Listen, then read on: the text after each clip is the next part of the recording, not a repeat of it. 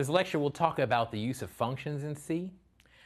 Very important concept. It's basically a way of encapsulating a bunch of instructions and giving them a name so you can refer to them again and again. So we'll talk about functions, and we're going to need these for Arduinos too. They're very well used. Functions are very useful. Okay, so a function, like I say, a function is a way of encapsulating a group of instructions. That's the main thing it's for. So if we look at the top, we got two examples of code. At the top, we've got a main, and it just it executes these instructions. It has three variables, x, y, z, and it assigns y equal to 2, z equal to 3. It performs some operations, y equals y plus z, x equals y, so on, and it prints x. So fine, simple. Three real instructions plus the definition of the variables. Now then below that, we have another example, a program that does the same thing as the top main, okay? In the program down in the below, you got this new function called foo. So there's a main there. If you look at the main down near the bottom, you see this main, but it doesn't have the code that we just had. It changed it. All it does is it says foo, open paren, close paren. Now then, looking above it, you see we've defined this function called foo, void foo. And that function called foo does everything that the main did before. In fact, it has basically the same code that the main had. We took that same code, we put it into this foo. Now what happens is, so we've defined that into foo. So we've given a name to those instructions. And every time we want to execute that sequence of instructions, we just call foo. So we see where it says function call. We just give the name foo, open paren, close paren, to let it know it's a function. And then you call it, and that set of instructions happens. Okay? So the two programs you have up top, the one you have up top, the main, or the one you have at the bottom, the foo, with the main, those two do exactly the same thing. The only difference is that the instructions in the top version, the instructions that do the work are in the main directly, and in the bottom, the instructions are in this function foo. And then that function foo is called from the main. But they do exactly the same thing. Now, you might ask, what's the benefit of this, right? Right off the bat, one benefit is if these operations that foo is doing, these set of instructions, if these are something that's done over and over and over again, many times in your code, rather than copying it over and over and over again into your main, it is much more convenient to write a function that does those instructions, and then every time you call that function. So now notice in my main, when I wanted to execute those instructions, I called foo, open paren, close paren, and it executed those instructions. Say foo was something that I did 100 times in my code, right? Rather than writing all those instructions over and over again 100 times, I just call foo 100 times. So it just reduces space right there. It makes the code simpler and easier to understand. Another thing that I did not cover, that I didn't mention here, which is important though, is that the naming of the functions is very important. Now I'm calling it foo, which means nothing. But when you write these functions, you want to give them names that have meaning, right? So for instance, maybe foo was performing Fibonacci or something, doing some kind of exotic calculation. Say it was taking a derivative, okay? You wouldn't call it foo, you'd call it derivative. Right? And then just looking at the name, you say, oh, it's called derivative, it must be taking a derivative. And you wouldn't have to think, as a programmer, you wouldn't have to think about the details of what goes into taking a derivative. You just know, look, I call this function derivative, and derivative is taken. Right? And this is much like the advantage you get from using libraries in Arduino, right? Like we showed this last module where we were talking about the Ethernet controller, right? And there was a connect function. And this connect function, you as a programmer, you don't have to know all the details of how connecting happens. You just call connect, and connecting happens.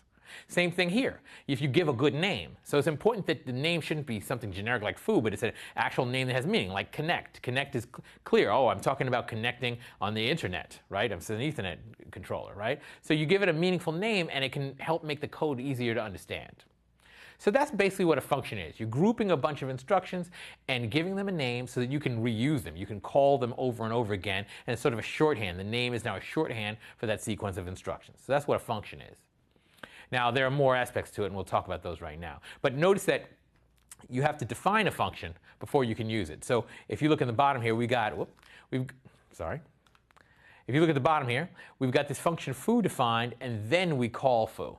Right? So you've got to define the function and then call it. Functions can take arguments. So data can be passed to a function. Now, if you look at the example on the left, that's what we had in the last slide.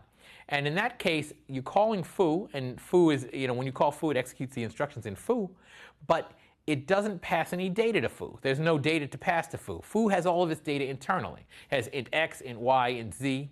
Y is equal to 2, z equals to 3. So all the data it needs is inside foo. It doesn't need data. But if we look on the right, we've changed the definition of the function. So take a look at, actually, let's look at the main first.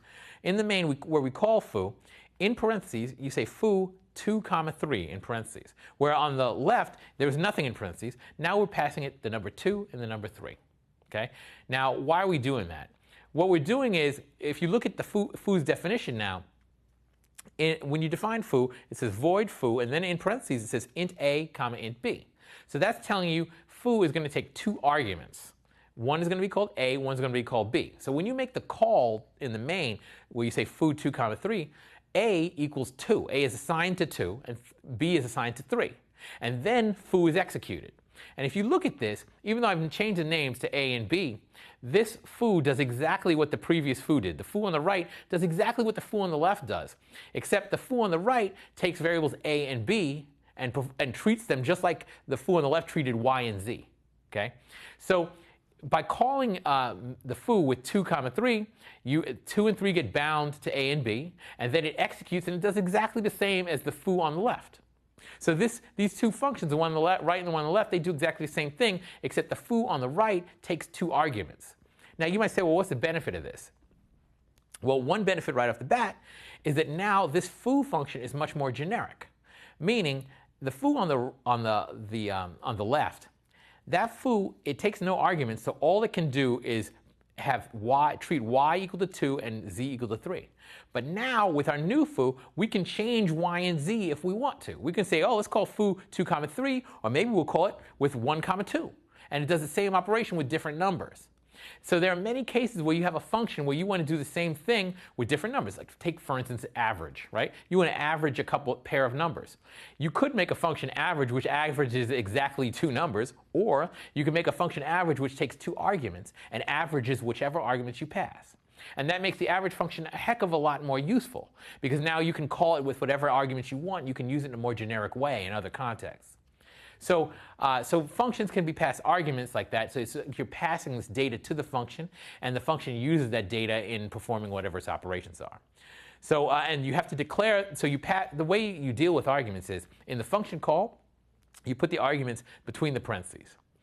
In the function definition, you have to put list the arguments and their types after the name of the function. So up there we say foo int a, int b. Int a and int b have to be in parentheses, and int declares what type those arguments are. Int a, int b. You have to put that in parentheses after the word foo, after the name of the function, when you're doing the function definition in order to take arguments. All right. In addition to taking arguments, a function can return values.